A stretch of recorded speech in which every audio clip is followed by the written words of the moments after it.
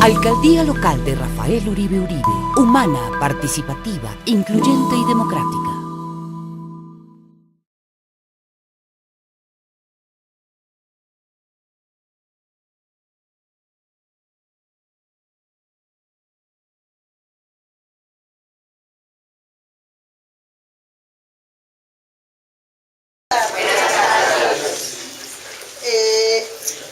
Pues el informe mío va a ser muy cortico. Más que todo quiero agradecerles a todos ustedes el apoyo que me dieron durante todo el año, la confianza que tuvieron con nosotros y que ojalá el año entrante mi Dios los bendiga y sea de mucha prosperidad para todos. Creo que ustedes están mirando la hojita donde yo estoy dando el balance hasta septiembre del 2015. Si alguien tiene alguna duda, por favor me lo hace saber. Creo que he sido muy explícita explicando todas las entradas y salidas que hemos tenido aquí en el salón con respecto a la plata, con respecto a los parqueaderos. Como ustedes ya saben, que algunas personas nos han ido insistiendo en que los parqueaderos están dejando muchísima plata, pero no es verdad, porque hay que pagarles 3.600.000 pesos a la oficina que nos está apoyando con el parqueadero. O sea, los recursos que entran aquí a la Junta son muy poquitos, a veces son 200, 300, 400, dependiendo de los carritos que llegan.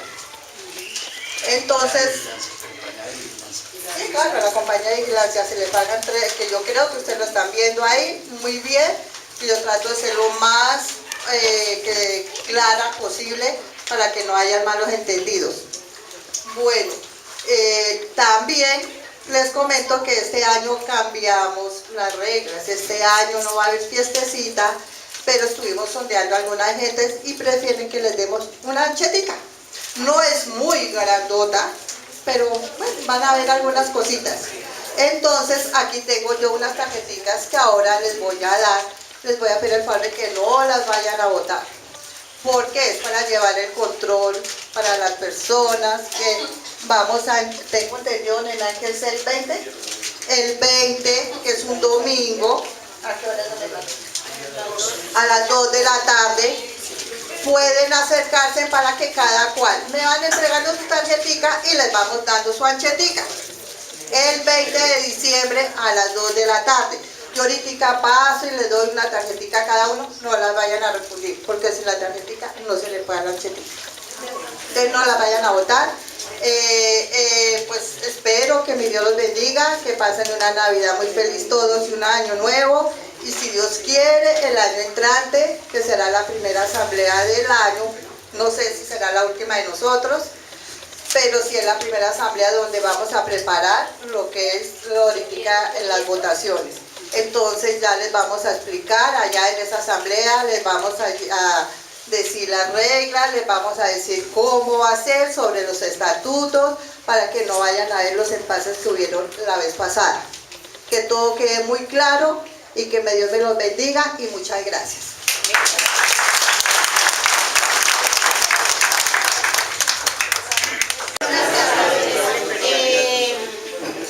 También muy agradecida porque este año pues con dificultades y todo, pero gracias a Dios ya vamos terminando.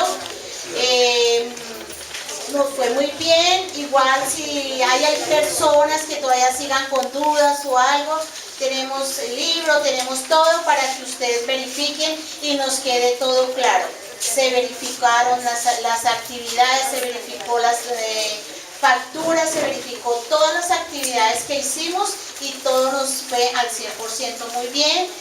Muchas gracias, de verdad, un feliz año para todos, una feliz Navidad, y el próximo año, la próxima asamblea que hagamos, nuevamente retomo lo que dice la compañera, se va a dejar todo claro. Igual le retomo nuevamente a todos ustedes que todo se hizo, se verificó, se fiscalizó, que todo se hiciera al 100% con claridad. Gracias.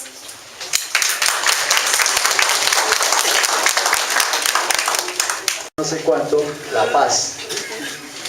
Nosotros aprovechamos esta asamblea para llamar a esta oficina de la Secretaría de Gobierno y decirles: tenemos una asamblea y en ella hay más de 100 personas.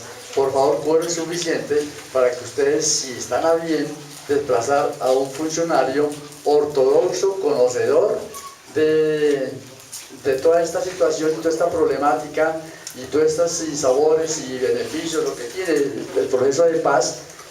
Y nos desplazaron al doctor Andrés Nieto Ramírez. Por favor, pues yo lo voy a dejar con él para que él nos dé un conversatorio pequeñito de no sé cuánto tiempo, muy corto, para que nos hable de esta situación, nos entere, quedemos empatados, quedemos mejor informados, mejor dicho. Entonces yo los dejo a ustedes, los dejo con el doctor Andrés Nieto Ramírez de la Secretaría de Gobierno, por favor.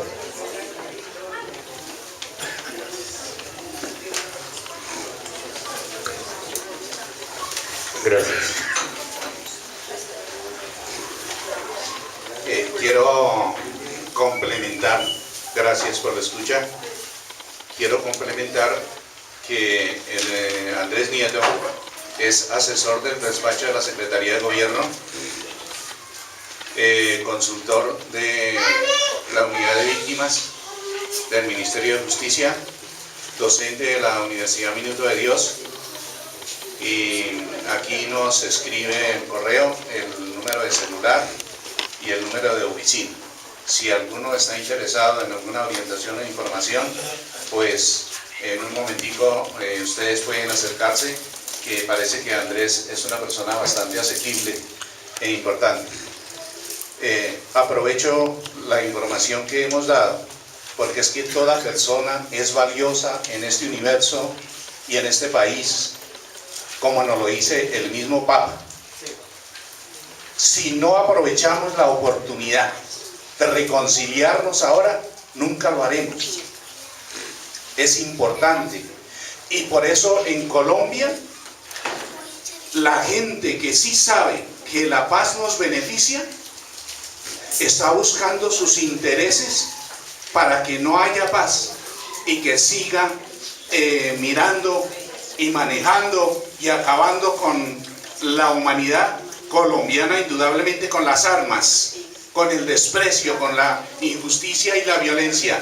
No nos dejemos creer de los que tanto hablan, y sobre todo a nivel de los medios de comunicación, si nosotros no conocemos qué es lo que tenemos. Y tenemos nada más ni nada menos que personas con vida, con amor, y que son integrantes nuestros, nuestra familia, nuestra sociedad colombiana. Ojalá que esta orientación nos ayude a entender la paz que comienza por nosotros, en lo que decimos y en lo que hacemos, no en lo que escuchamos y no en lo que hablamos sin razones y sin justificación y sin argumentos y sin pruebas. Amémonos, porque ya es hora.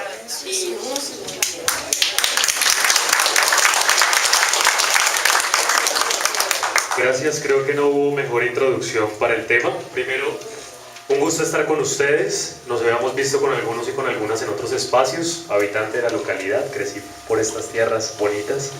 Por eso me encanta volver acá. Me presento primero, tal como dijo mi compañero. Yo soy Andrés Nieto, yo soy comunicador social periodista. Antes me aguantaban por Caracol Radio, era locutor de La Básica. Ahora hago parte de todo el grupo de comunicaciones estratégicas de la Alcaldía Mayor. Soy asesor de la Secretaría de Gobierno, soy especialista en gerencia en gobierno y gestión pública, estudié en La Habana seguridad y posconflicto, precisamente, diplomado en resolución de conflictos de la Universidad de La Plata y magíster en investigación social de la Universidad Distrital. Hoy les vengo a hablar de algo que espero nos llegue a cada uno de los corazones, y vamos a hacerlo de la forma más dinámica y corta por tiempo de ustedes, que ya sé que llevan una agenda bastante larga, pero muy nutrida e interesante por lo que alcanzo a escuchar. Posconflicto. Posconflicto. ¿Quién cree? Acá levante la mano, por favor, que el posconflicto nos llega a nosotros. Aquí, en el barrio Quiroga Central. ¿Será que nos va a llegar en un momento? Ah, maravilloso. Maravilloso poder iniciar por eso. de alguna u otra manera.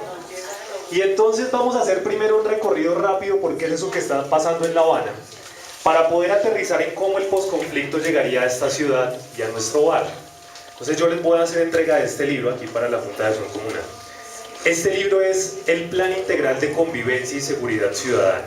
Es la primera vez que Bogotá tiene una política pública en seguridad. Esto es un avance muy grande, porque antes no habían planes a largo plazo en seguridad. Y la seguridad, llegue quien llegue, el alcalde que esté, va a ser un tema fundamental y prioritario para todos y todas. Creo que ahí no discutimos, ¿verdad? Pero este documento además lo hicimos con un grupo de personas, avalado por Naciones Unidas, porque resulta que aquí está el concepto de cómo están trabajando los países que están en paz y que ya están en proceso de desarrollo. Colombia no se puede quedar atrás, hay que empezar a vernos como un país en desarrollo. En la primera parte del proceso de paz es sin duda alguna creernos que estamos en paz. Es sin duda alguna pensar que nuestro país puede dar más y que es más.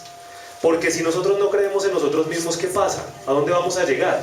A ningún lugar, ¿verdad? Aquí está, este libro se lo voy a dejar. Es la suma de las cifras de quiénes: Policía, Fiscalía, Medicina Legal, Secretaría de Integración Social, Secretaría de Salud y Desarrollo Económico por localidad, UPZ y barrio. Todas las principales problemáticas de seguridad están aquí en este libro, por eso así es gordito. Y esa es la base diagnóstica de la política pública.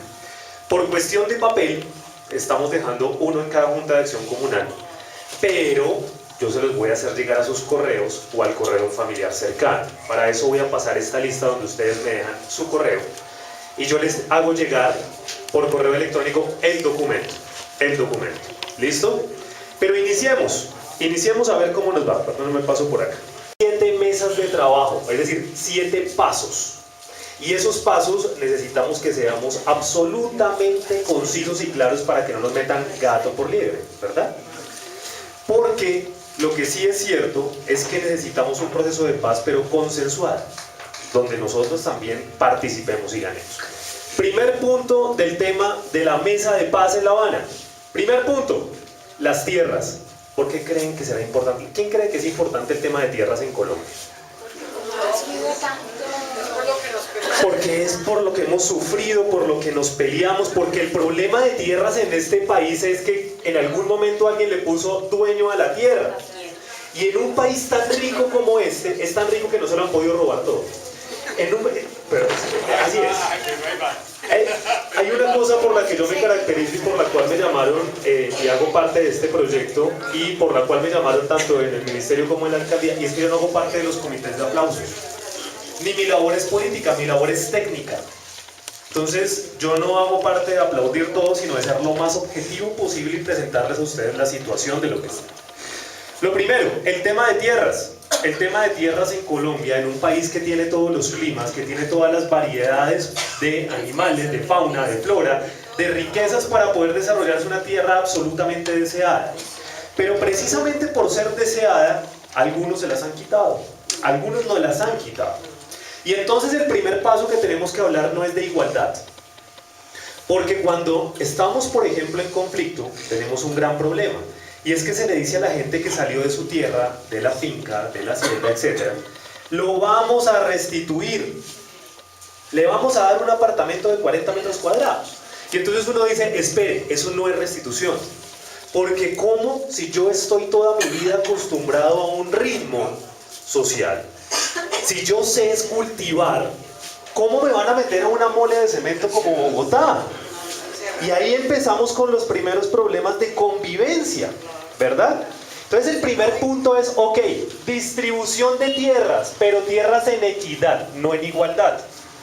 ¿Qué es la diferencia entre la equidad y la igualdad? Es muy curioso que el discurso de todos los políticos siempre ha sido, es que queremos ser iguales. Y entonces yo siempre digo, qué pena, yo no quiero ser igual a nadie. Porque si todos fuéramos iguales, qué pereza. Primero. Y segundo, nadie va a ser igual nunca. Entre tanto, lo que queremos son espacios equitativos. ¿Qué quiere decir eso? Que frente a la situación de una persona víctima de desplazamiento y una persona que vive en la ciudad, tengamos las mismas oportunidades de empleo, de educación y de salud. Pero eso solo se logra cuando cada quien tenga sus tierras. Antes no, porque entonces vamos a tener grupos por todas las ciudades, por todos los departamentos, ¿verdad? Ese es, por ejemplo, el principal espacio por el cual todos queremos en algún momento, y uno alienta a sus hijos, a sus nietos. Lo primero es, mijo, una casa, porque es el espacio vital donde uno vive, y el espacio vital también son nuestras tierras. Cuando logremos poner eso en equidad, saldremos del primer punto. Segundo punto, y digamos que este es el que generalmente genera controversia, el tema de participación de los grupos que hoy se desmovilizan en el ámbito social y político. ¿Es fuerte? Sí. ¿Algún país en el mundo lo ha logrado sin hacer esto? No. No. Porque de alguna forma ellos necesitan representación, ¿verdad? Pero aquí volvemos al tema de equidad. Entonces no les pueden dar más ni menos. Todos iguales, ¿verdad? Todos equitativos. Eso es otra cosa que tiene que quedar clara ya. No necesitamos que le den más, necesitamos que los dejen en igualdad, en equidad de condiciones. Porque entonces estaríamos premiando a alguien que hizo el mal mucho tiempo. Y eso es de ahí. Pero en algún momento tenemos que reconciliarnos. Porque es que esta ciudad y este país sufre de conductas patológicas. Les voy a hablar un poquito del tema de seguridad para amarrarlo con posconflicto. Por ejemplo, en el primer partido de Colombia del Mundial, a mí me pareció algo muy triste. 9 muertos. Cuando en el primer partido de Colombia todos ganamos porque ganó nuestra selección. 9 muertos en Bogotá. Pero cuando vamos a analizar con medicina legal dónde estaban esos muertos, imagínense que los muertos no estaban en las zonas rurales, estaban en nuestros barrios. Y cuando nos fuimos a identificar dónde estaban esos 7 muertos de los 9, adivinen dónde estaban. Al interior de las casas. Lastimosamente. Fíjense que el año pasado, hubo 3.941 casos de violaciones. 3.900 denunciados. ¿Por qué no todo se denuncia? Porque además hay unas barreras de denuncia terribles, ¿sí? Como cuando vamos a USME, y si uno tiene que desplazarse hasta medicina legal, tiene que recorrer 23 kilómetros. Eso es una barrera de acceso terrible, que tendremos que entrar a trabajar en un posconflicto. ¿Cómo hacemos, por ejemplo, para que Sumapaz, siendo la reserva hídrica más importante de este país, tenga la territorialidad y toda la alcaldía ya para poder trabajar, ¿verdad? Porque recordemos que la alcaldía de Sumapaz quedaba en Puente Aranda y la sede administrativa del hospital de Sumapaz queda en Normandía. Y entonces uno dice, hay que plantearnos otra ciudad, ¿verdad? Porque como el páramo más rico de este país, la reserva hídrica, no tenía la institucionalidad para funcionar. Pero volvamos al tema de delito sexual. 3.941 casos de lo que se denuncia. Bien, de los cuales 3.326 fueron en menores de edad. Algo muy grave tiene que estar pasando en la cabeza de mi país. Porque en Estados Unidos hay conductas psicológicas. ¿Cuáles son esas conductas cuando no hablan temas de seguridad? Conductas individuales. ¿Han visto las noticias que en un cine, digamos que esto fuera un cine, en Estados Unidos llega un loco vestido de Batman y los mata a todos? Son conductas psicológicas, individuales. Pero en mi país hay conductas patológicas. ¿Cuáles son las conductas patológicas? Las sociales. Porque ¿cómo es posible que de 3.941 casos, 3.326 de abuso sexual sean en nuestros menores de edad? Y cuando uno va a ver cuál es el agresor, aquí no hay violadores en serie. Porque desde el registro de la historia de Colombia, solo hay 4 violadores en serie, incluido Garavito. 4. Estados Unidos tiene 96 violadores en serie. Entonces empezamos a ver que esta sociedad se comporta distinto. Porque cuando uno ve quién agrede acá, no es un loco que va por la calle mirando a quién violar. Vecino, familiar, papá, padrastro, abuelo, tío, profesor, cuidandero, etcétera, etcétera. Y entonces yo me empiezo a preocupar como investigador social y asesor porque digo, espere, entonces aquí el conflicto no solo está allá en el campo. Y en un post-conflicto, cuando se llegue a firmar la paz, todo lo que va a soportar esto va a ser Bogotá. ¿Se escucha terrible? Sí. Pero así es, y como yo no les digo mentiras. Ahora, ¿cómo nos vamos a preparar para eso? Eso es lo que nos interesa. Eso es lo que nos interesa. Pero lo primero que tenemos que hacer es empezar a pensar distinto. Porque yo he visto, por ejemplo, en los colegios, en las reuniones de padres de familia, cuando los mismos papitos le dicen a los niños: papito, cuando usted vea una moneda, usted la pisa. Mira que nadie lo esté viendo y la recoge y la trae. Y entonces, ¿qué estamos creando? ¿Qué estamos criando? Porque cuando nos metemos en esos modelos de crianza, en un posconflicto, imagínense el posconflicto cuando no hemos podido comportarnos en comunidad. Y hablo de posconflicto y en esta clave segundo punto de participación de la Mesa de La Habana, porque resulta que hay problemas comunitarios que tenemos que resolver. En seguridad desde 1995, que se hizo la primera encuesta con Antanas Mockus, hay 3 problemas que no han cambiado y que siguen afectando la conducta entre vecinos, es decir, que nos provocan peleas y riñas. Esa que nos provoca el homicidio también al frente de la casa: ruido, basuras y mascotas. Y no han cambiado. Yo les estoy hablando sobre cifras, esto es última cifra de Secretaría Distrital de Planeación, y no ha cambiado desde el 95. Ahora, yo entiendo que mucha gente, por ejemplo, frente al tema del ruido llama a la policía. Señor no hace nada. Yo no les voy a decir mentiras porque mi labor es técnica, mi labor no es política. ¿Sí ven lo bonito de estar en el lado absolutamente técnico?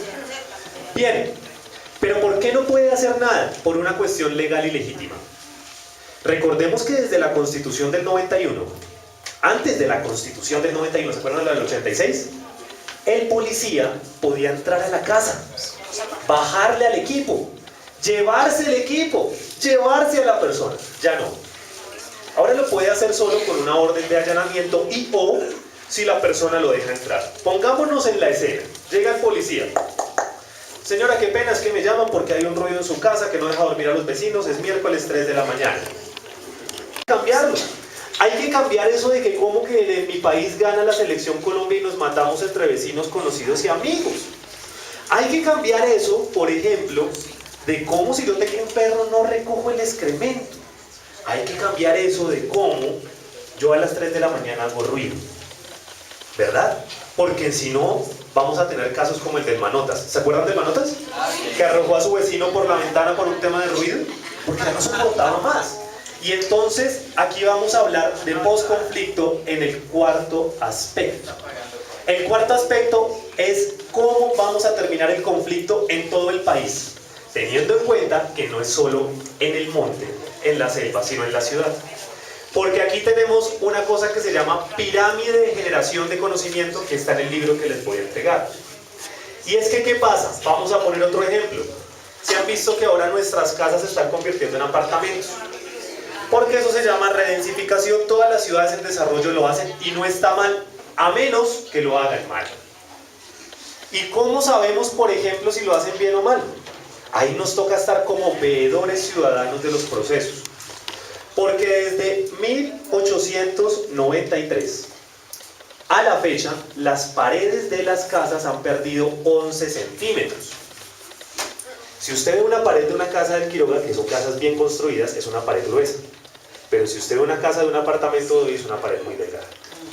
¿Por qué, Andrés, usted me habla de esto hablando de posconflicto? Porque imagínese que toda la gente en el proceso de reinserción se venga a vivir a Bogotá y ya no seamos 8 millones, sino 10 millones de habitantes. Y esos 10 millones de habitantes estén metidos en apartamentos con paredes de 11 centímetros. ¿Qué quiere decir? Que su vecino así no quiere hacer ruido, lo va a escuchar. Y así usted no quiere hacer ruido, su vecino también va a escuchar todo lo que pasa. Entre tanto, ya no va a ser un problema de incivilidad, sino un problema de construcción.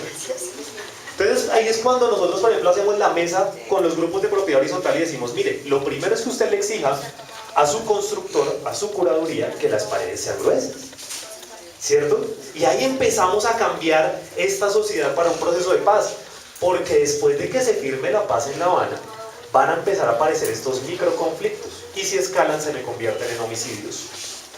Y vamos a poner un ejemplo de eso.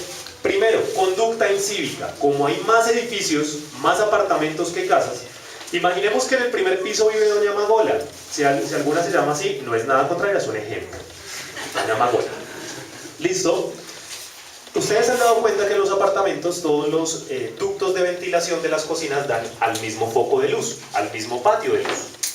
A doña Mabuela le encanta cocinar callo con ajo. ¿Han cocinado callo con ajo? Delicioso. Ahora imagínense que le encanta cocinar callo con ajo, pero no le gusta el olor. Entonces abre la ventanita y empieza a subir ese olor de callo con ajo a todos los apartamentos sublime. Usted llega a su casa y su ropa que se estaba secando oliendo a callo con ajo. Entonces, claro, en el tercer piso vive doña María. Igual es un ejemplo por si alguna se llama María. Y doña María baja y le dice a doña Magola: es que no me aguanto el olor del callo con ajo. Haga algo. Y empieza a partir de una conducta incívica, porque usted nunca va a encontrar una ley que diga prohibido cocinar callo con ajo. Jamás. Sería el colmo. Pero no lo dice, pero uno debería ser consciente de este tipo de situaciones, como ciudadano y como vecino. Y entonces empieza a subir el olor y le dice a doña Magola: pues cómpreme el apartamento. Porque siempre en Bogotá y en Colombia estamos a la defensiva. Por una situación histórica que ya sabemos, pero estamos a la defensiva. Y entonces le dice a doña María: pues le compro la olla, así no tiene dónde cocinar el callo. ¿Cierto? Indagatorias, y tengo todos los días vecinos, o sea, no criminales, vecinos, gente que dice: pues yo nunca pensé en matar a alguien, yo soy una persona de bien, yo soy casado, yo tengo mis hijos, yo nunca pensé en matar a alguien. Sí, hombre, pero lo mató. Ay, que fue por las escaleras. Sí, pero usted fue el que lo empujó. Ilegalmente eso es un homicidio. Y entonces aquí ya, cuando el delito escala, cuando la violencia escala al delito, la cosa se me complica socialmente. ¿Y si ven por qué nos matamos entre familiares, vecinos y amigos? Por ese tipo de cosas sencillitas.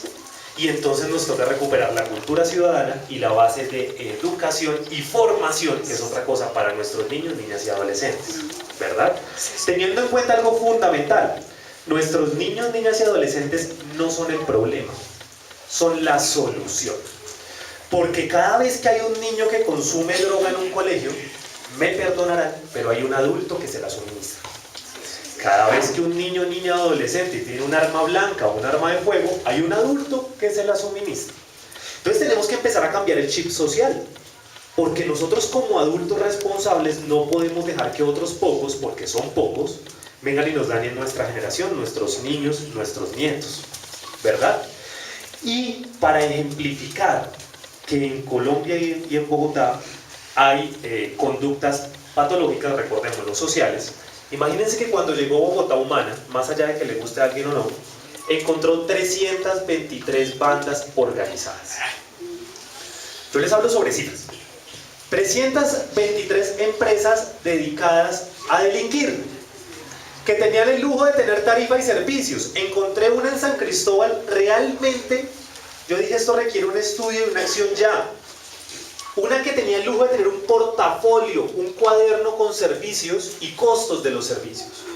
Y entonces tenían servicios desde: le rompo la ventana, le rayo el carro, le rapo el bolso, le rapo el celular, le asusto al hijo, le enveneno al perro, le echo ácido. Y esto es ley básica de mercado. Hay empresas dedicadas a delinquir porque hay gente que compra los servicios de las empresas. Eso es ley básica de cualquier empresa. Y vamos a poner un ejemplo más puntual: robo de celulares. ¿Por qué en Bogotá se roba celulares? Porque hay gente que compra celulares robados. Imagínense un ladrón que robara el último celular. No es el mío, ya no cargo el otro. Se roba este celular. Si nadie le comprara ese celular robado, ¿será que ese señor sigue robando celulares? Pues no, porque se encarta, perdón la palabra, pero es para que todos nos entendamos. Se encarta con el celular, ¿sí o no? Pero si seguimos comprando celulares robados, pues van a seguir robando celulares, ¿verdad? Y ahí empezamos a ver cómo las conductas del posconflicto, tienen que llegar a esta ciudad. Claro, una parte la tiene que hacer el gobierno, que repare bien a las víctimas, que si hay una repartición de tierras, le devuelva las tierras bajo las condiciones que la persona las necesita y creció. Claro, que tenga una participación controlada de los grupos al margen, sí, pero nosotros como ciudadanos también tenemos que estar en el posconflicto, ¿verdad? ¿Sí o no? ¿Sigo o ya me voy? ¿Sigo? Bien. Si no hacen como que roncan y yo entiendo. Digo, Andrés, no, ya aburrió mucho. Listo. En ese orden de ideas, lo primero que tenemos que hacer es, adivinen una cosa. Cambiar a partir de qué? De aprender con la experiencia. Aprender con la experiencia. Porque a mí me parece muy triste que en mi país no recordemos nuestra historia. Y el que no conoce su historia, ¿qué pasa? Está condenado a repetirla. Porque imagínense que cuando uno no se acuerda de todas esas cositas que han pasado en este país, entonces no podemos hacer cambios. Y aquí voy a hacer un paréntesis bien grande para hablar de seguridad post-conflicto. Porque este librito que les voy a enviar y que les dejo acá está basado en un concepto que se llama seguridad humana. Que no es de Petro, tranquilos. Es un concepto de Naciones Unidas. Que coincide con el nombre, eso es otra cosa. Pero Naciones Unidas empezó a hablar de la seguridad humana porque después de la Segunda Guerra Mundial muchos países empezaron a entrar en procesos de paz, como el nuestro. Y entonces el protocolo de paz y de resolución de conflictos dice, ok, todo país que quiera entrar a la paz tendrá que trabajar en seguridad humana. ¿Qué es la seguridad humana? La seguridad humana es lo siguiente. La seguridad humana es que para que usted se sienta seguro o segura, no es necesario o más policías o más cámaras. Son necesarias, pero no es que sean más. Para que usted se sienta seguro y segura, tiene que tener resueltos 6 cosas. 1, una dimensión económica. Porque una persona que no tiene ingresos, inmediatamente se me convierte en un conflicto. ¿Cierto? ¿Qué pasa con una persona que no tiene trabajo, pero tiene 2 niños esperando en la casa comida? Ah, bueno, entonces la primera seguridad es que la gente tenga trabajo o algún tipo de entrada. 2, que tenga salud. Porque ¿qué pasa si la gente no tiene salud? Pues pierde el empleo. Y si pierde el empleo, se le cae la dimensión económica. ¿Verdad? Pero hablamos de salud preventiva, no curativa. Porque la prevención es cómo yo hago que la gente no se enferme, no curarla en la enfermedad. ¿Verdad? Eso lo dice Naciones Unidas. Eso no lo dice Andrés Nieto. Eso lo dice la resolución 61 de Naciones Unidas para el posconflicto. 3. Seguridad, y esta es la más importante, en comunidad. La que estábamos hablando. Mire, este Petro, o el electo Peñalosa, o el que llegue, nadie, ninguno de ellos va a poder asegurar que la gente se comporte bien entre vecinos, excepto los mismos vecinos. Porque no hay nada más inseguro que tener un mal vecino. ¿Alguien ha tenido un mal vecino? Todos. Ustedes se sintieron o se sentirían seguros dejando a sus hijos en vacaciones en su casa sabiendo que su vecino lo odia? No. ¿Sí ven por qué es tan importante esta tercera dimensión de la seguridad? 4, una dimensión ambiental. Y la dimensión ambiental es que recordemos que en Pekín, es una ciudad muy desarrollada, sí, pero la gente tiene que conectarse 2 veces al día a una máscara de oxígeno, porque el aire ya no le da. Y entonces allá no nos sentimos seguros. Imagínese usted haciendo una fila de 1 o 2 horas para conectarse a una máscara de oxígeno. Eso ya no es sentirse seguro, ¿verdad? Y el dilema de la seguridad ambiental va, por ejemplo, en el relleno Doña Juana. ¿Y cómo hacemos para salvar ese relleno? Porque ya no le cabe una bolsa más. Y por eso es clave reciclar. ¿Y por qué es clave retomar la historia? ¿Se acuerdan del Bogotazo? ¿Sí? ¿Quién murió en el Bogotazo? Gaitán. Listo. Gaitán, alcalde destituido de esta ciudad. ¿Por qué destituyeron a Gaitán? En los medios nos dijeron que era por ponerle unas ruanas a los taxistas, ¿se acuerdan? Pero legalmente a Gaitán lo destituyen porque fue el primer alcalde que dijo, oiga, hay que organizar la basura en esta ciudad. Y fue el primero que trajo 50 contenedores de basura a esta ciudad, lo destituyeron y después lo mataron. Coincidencia con la actualidad, dejémoslo así, haga usted su análisis, ¿verdad? Pero por eso hay que retomar la historia recobrada, para poder evitar esos errores nuevamente. Listo, ok.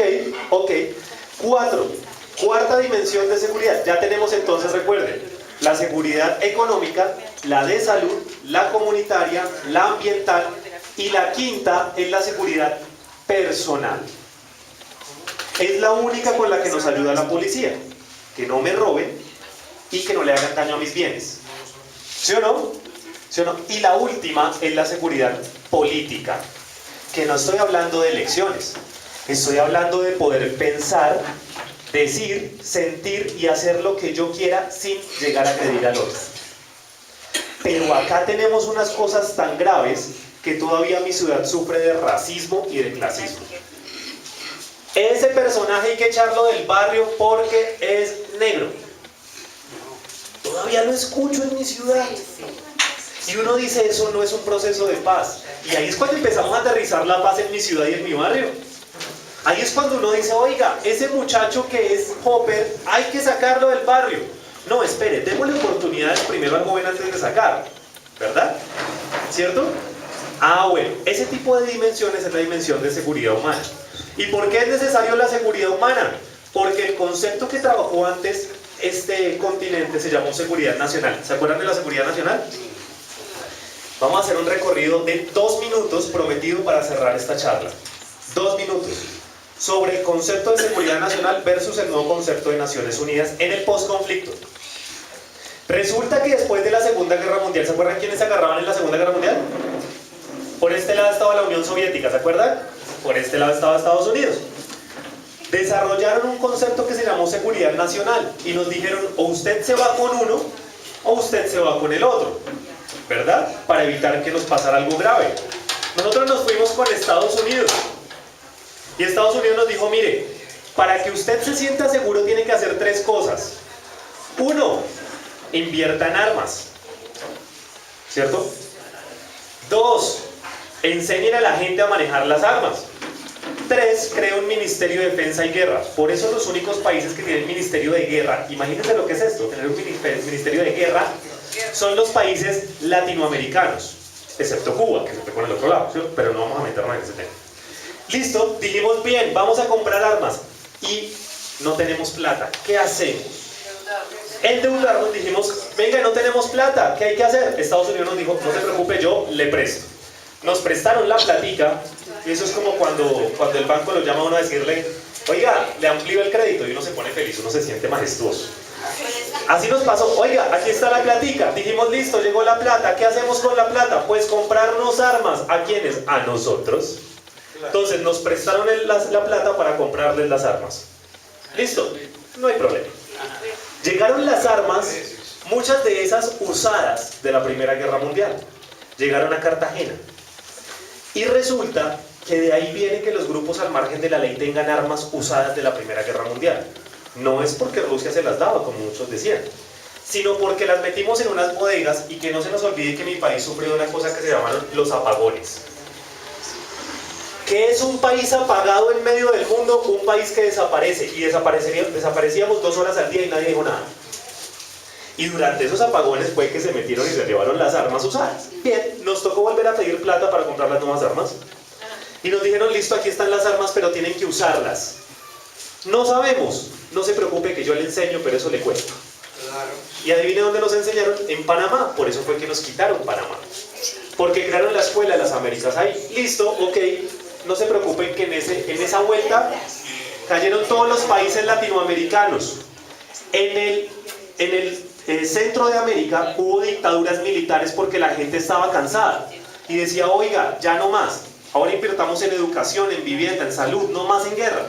Entonces hubo dictadura militar. En Sudamérica hubo dictaduras por toma de poder, ¿se acuerdan de Fujimori, Pinochet, toda esta gente? Listo, excepto un país, el país más feliz del mundo, Colombia. Entonces aquí alguien me dirá, oiga, espere, porque en Colombia sí ha habido dictadores. Sí, yo le diría que tiene toda la razón. Eso fue lo que yo le dije en la mesa de Naciones Unidas cuando trabajamos. Yo le dije, señor consultor, se llamaba Victoire.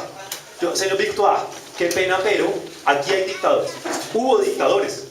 Y me dice, no, ¿sabe por qué? Le digo, ¿por qué? Porque Colombia nunca tuvo tomas de poder a la fuerza. Aquí la gente vota por sus dictadores y los reelige. Wow, yo le dije, tiene toda la razón. Y desde ahí dije, ok, con razón somos el país más feliz del mundo. Este tipo de conferencias las damos en las juntas de acción comunal, y he venido preguntando si alguno de alguna junta le hicieron la famosa encuesta de la felicidad. A mí no me la hicieron y no he encontrado el primero. Aquí a alguien le hicieron la encuesta a la felicidad, esa que dice que gracias a esa encuesta somos el país más feliz del mundo. ¿A alguien se la hicieron? El día que encuentre el primero le va a decir usted en qué país vive, hermano. ¿Sí o no? Pero entonces hay que recobrar ese tipo de cosas porque resulta que después de ese concepto de seguridad nacional, nosotros veníamos de un país bien raro. Recuerden que nosotros veníamos del Frente Militar, del Frente Nacional luego, ¿sí o no? Veníamos de los apagones, veníamos de la hora Gaviria, porque ¿qué país mentalmente sano levanta la mano y dice, señores mundo, ustedes tienen una hora, yo tengo otra? Nosotros. Eso fue como cuando el alcalde de Leticia se emborrachó y le declaró la guerra a Brasil. Y pasó, está registrado en los periódicos de mi país. Y lo más triste es que en Bogotá nos enteramos 3 meses después. Ya cuando el presidente de Brasil dijo, no, cojan Leticia, yo no quiero encartarme con eso.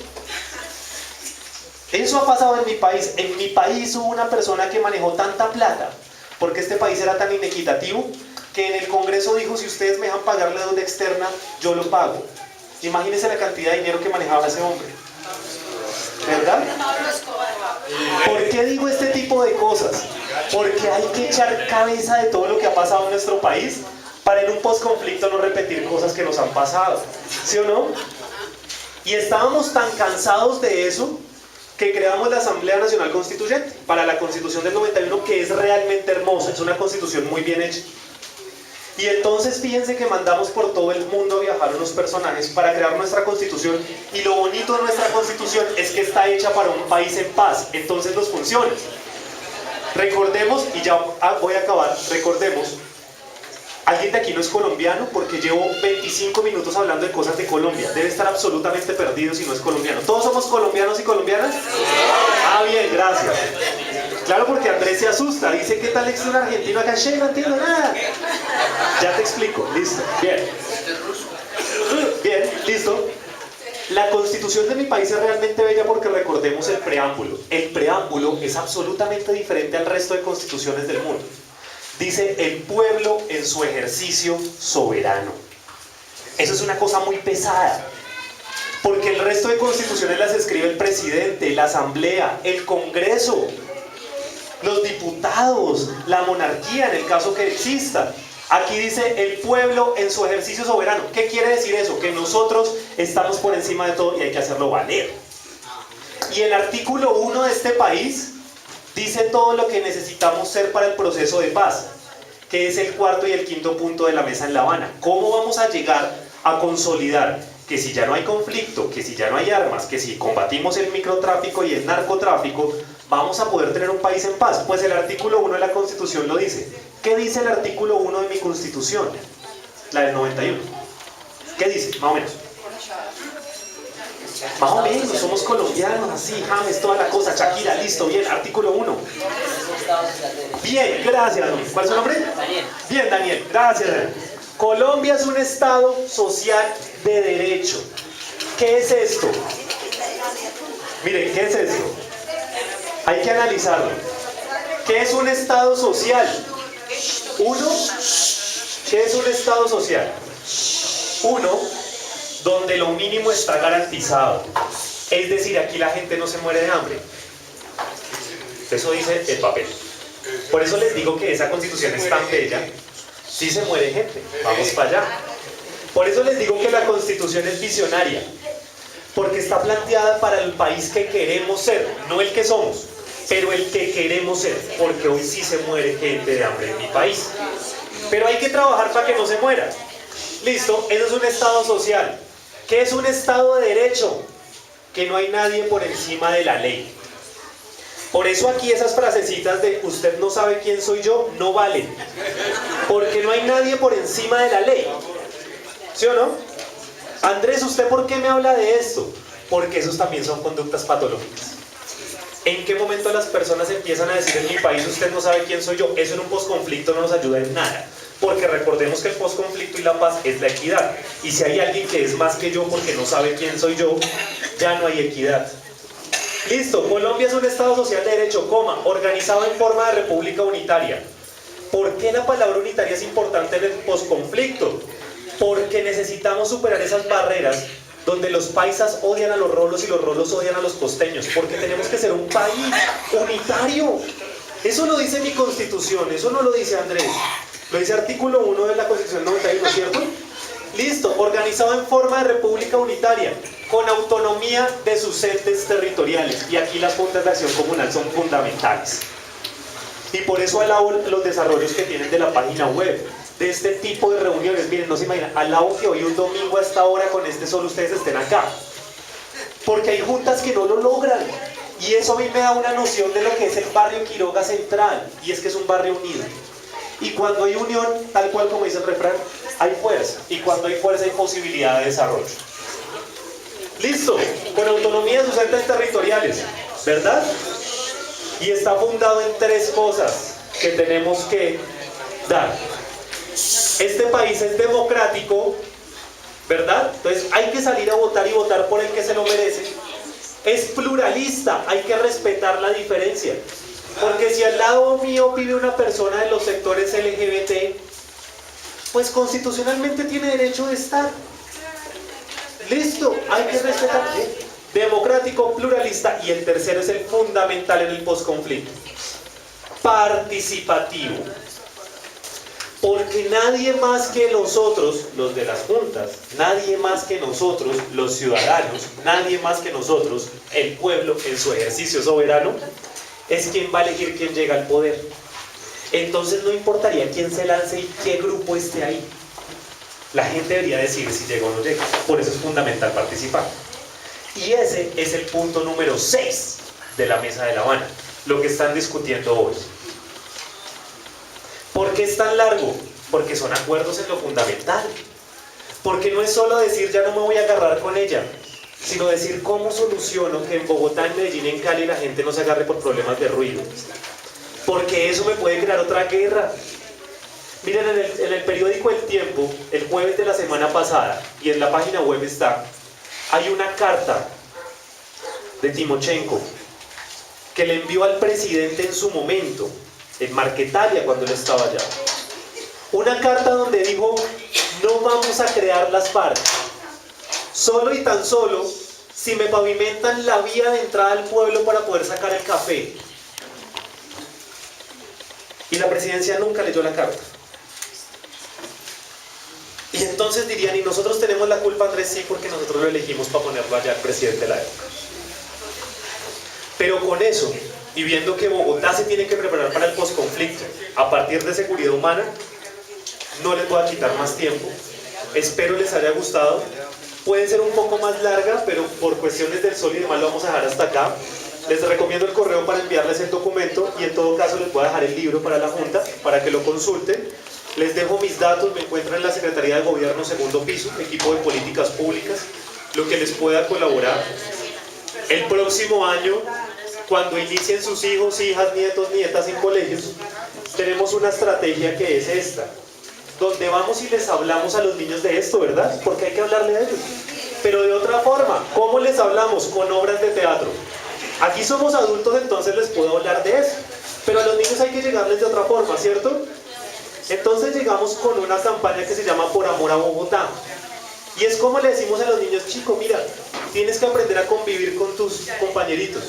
Tienes que aprender a que cuando seas adulto no sacas la basura a la hora que no es. Tienes que aprender que no tienes que hacer ruido cuando compres un mega equipo. Ese tipo de cosas se las decimos. Con un taller de esto que es el colibrí, oreja y violeta. Que si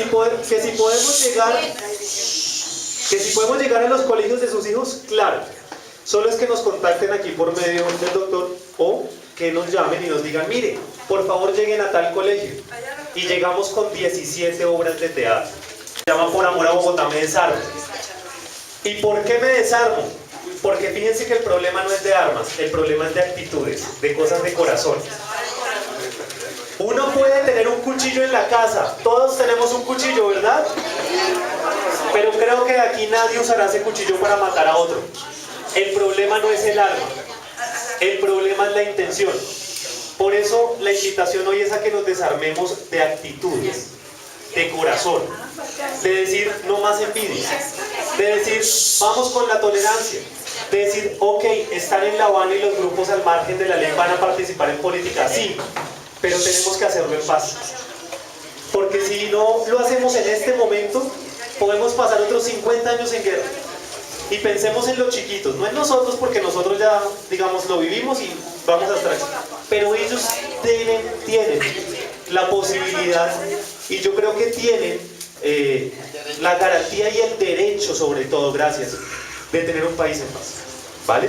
Entonces la invitación a que nos desarmemos en actitudes, en corazón. No les quito más tiempo, fue un gusto. Muchas gracias por su atención. No sé si hay preguntas, inquietudes, quejas, reclamos, sugerencias, amenazas, invitaciones a final. A la guerrilla y a los Estados Unidos, oiga, no sea mentiroso, no sea mentirosa, si usted no ha escuchado, ya ha analizado. Es que estamos nada más ni nada menos que negociando con enemigos que están acabando con nuestros niños, con nosotros, con nuestra vida, y por eso hablamos de educación, de distribución de tierras, de todo esto. Oiga, vayámonos con esta conclusión. Vayámonos con esta conclusión. Gracias por escucharnos. De que tenemos que ser personas que cada día tenemos que aprovechar el error para ser mejores en lo que hacemos y en lo que decimos. Ánimo, entusiasmo, nada de egoísmos. No creamos todo lo que nos dicen en contra de las otras personas si no nos consta nada. Evitemos esos chismes que dañan nuestra comunidad. Le paso el micrófono aquí al señor presidente, seguramente ya para cerrar nuestra reunión. Yo sí quiero destacar que hoy me di el gusto de ver personas que hacía más o menos no sé cuántos minutos y días que nos habían olvidado.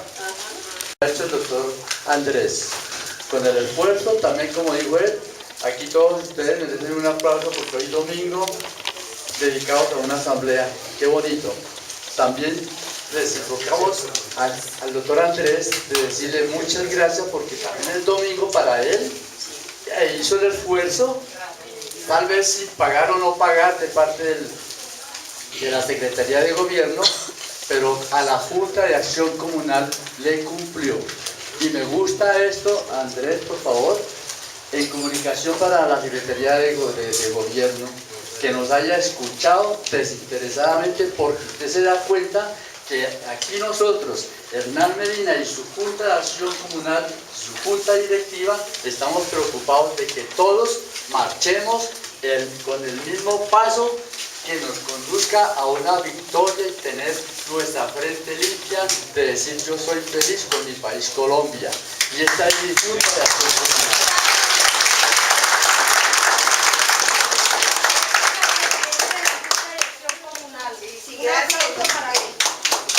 Muy amable. Yo espero que... una preguntita que tenía para el doctor Andrés. Sí, claro. Escuché que al principio decía que tomáramos el número, dictáramos el número de correo para hacerle llegar a cada uno este libro. Este libro, sí señor. Oh, aquí lo comprometo. Sí, claro.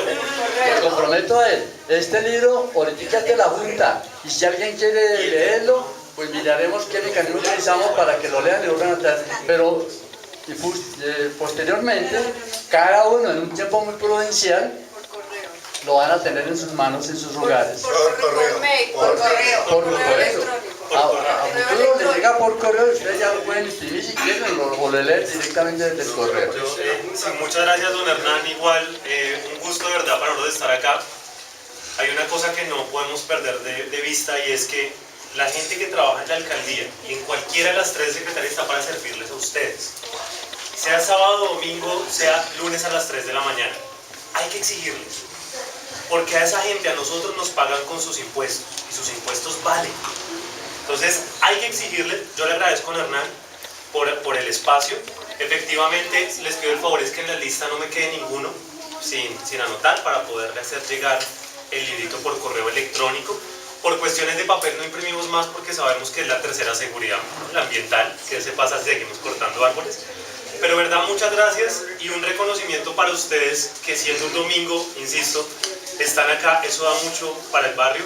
Muchas gracias y ahí estoy en contacto con todos. Aquí dejo mis datos para lo que les pueda colaborar. Es precisamente que en este país podamos vivir en paz después de 60 años de patricidio y de genocidios que han habido acá. Se han matado las mejores personas, las mejores cabezas de nuestro país, la han matado en torno, ¿sí?, a la fe o en torno a la política. Entonces, eso es yo quiero felicitar a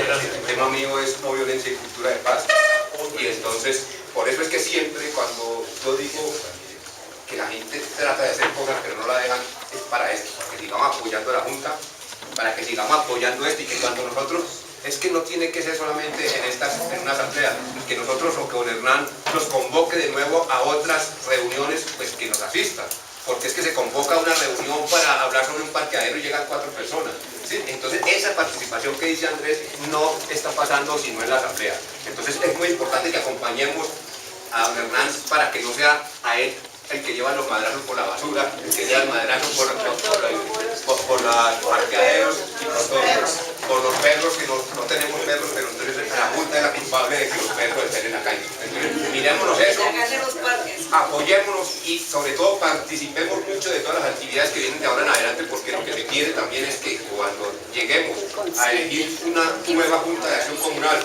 ¿sí?, o ratifiquemos la que tengamos, lo hagamos masivamente y todos con un criterio y con una conciencia de qué es lo que queremos hacer.